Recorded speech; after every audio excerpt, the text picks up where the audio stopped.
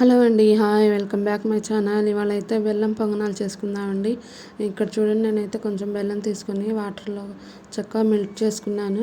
దోసపిండి నేను వేసుకున్నప్పుడే గట్టిగా వేసుకున్నానండి. అలా అయితేనే బాగా వస్తాయి.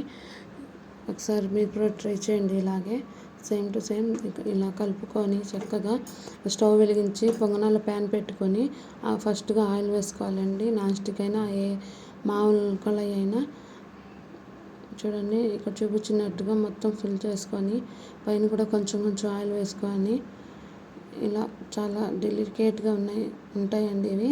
కొంచెం చూసుకొని జాగ్రత్తగా కలుపుకుంటే సూపర్గా ఉంటాయి. టేస్ట్ అయితే సూపర్ ఉంటుంది. పిల్లలకైతే ఈవినింగ్ స్నాక్స్ లాగైనా మార్నింగ్ టిఫిన్ అయినా చక్కగా ఇవ్వచ్చు హెల్తీగా. ఆయిల్ లేకుండా ఫుడ్. సరే, మరి ఒకసారి మీరు కూడా ట్రై చేయండి, కామెంట్ చేయండి తప్పకుండా. ప్లీజ్, ఇంతవరకు చూసారుగా, లైక్ చేయండి, సబ్స్క్రైబ్, ప్లీజ్ సపోర్ట్ మీ. సరే మరి, ఉంటాను, బాయ్.